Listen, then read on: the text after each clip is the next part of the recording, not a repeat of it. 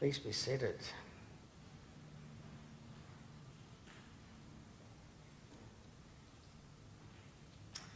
So that's a classic reading, isn't it? It's the way John tells. Excuse me. The way John tells the story of Easter morning, or Easter night in this case, and then a week later. So you've got, for many of us, we immediately resonate with Thomas, who's a bit of a tough nut to crack. Yeah, sure, guys, you've seen dead man walking, sure. I'll believe that when I can see him with my own eyes and when I can touch him with my own fingers. Until then, you have your fairy tales. Okay?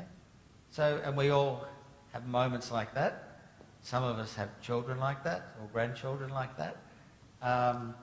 And we doubtless have many other friends and people who are very important to us, who are really in the Thomas space. They wouldn't mind believing, but they just don't get it. And they want to see something more than just a group of excited people saying, hey, look what we found. We found Jesus. He's still alive.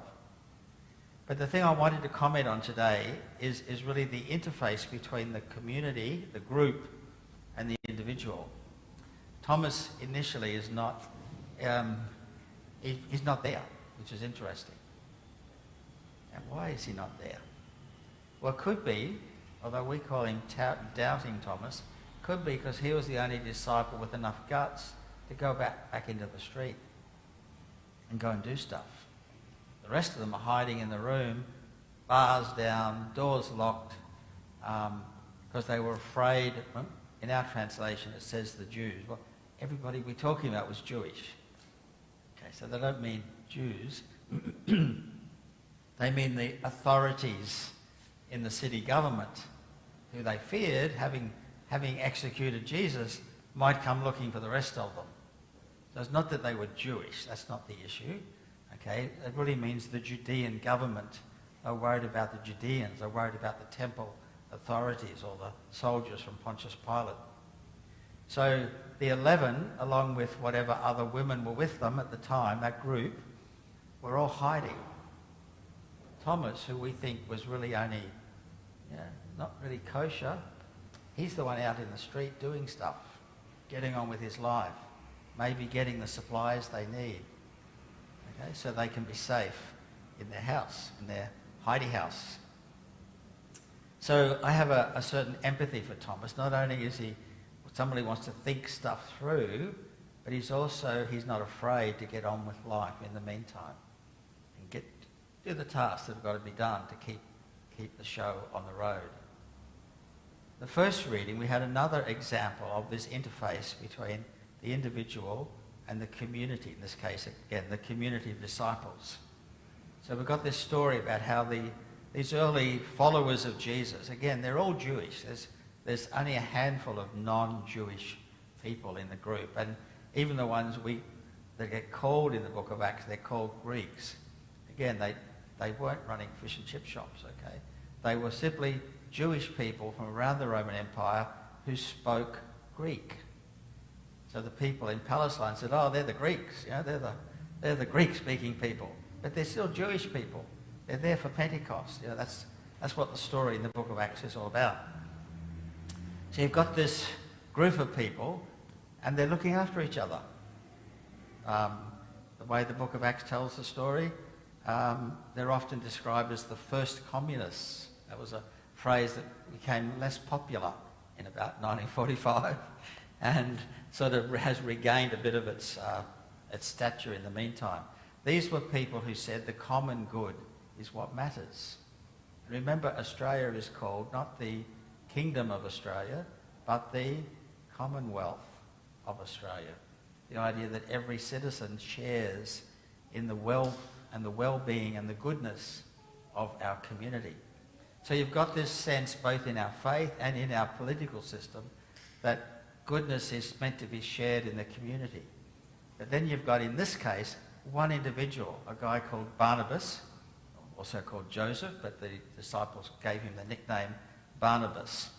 Barnabas had some spare property, so he sells it, and he brings the proceeds in, and as the text said, put it at the feet of the apostles. In other words, said, look, here's the proceeds from the sale.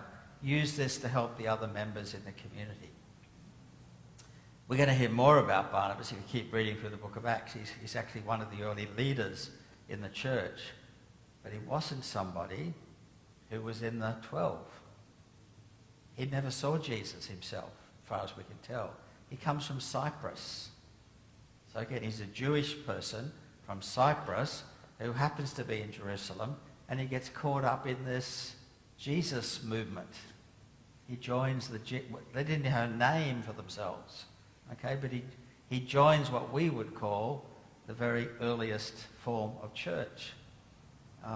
He's not a local person, but he sees that his future as an individual is caught up with their future. It's our future. So again, we get the interplay of the community and the individual. Thomas and Barnabas, who we tend to put in totally different leagues. Barnabas is a good guy. Thomas is a slow learner, okay, who eventually gets there in the end. Actually, maybe he wasn't such a slow learner, but he did want to be persuaded that he could take this stuff seriously. For him, he needed more than his friends telling him about it. He had to have his own experience. And there comes a point where our religion can't just be what everybody else around here thinks.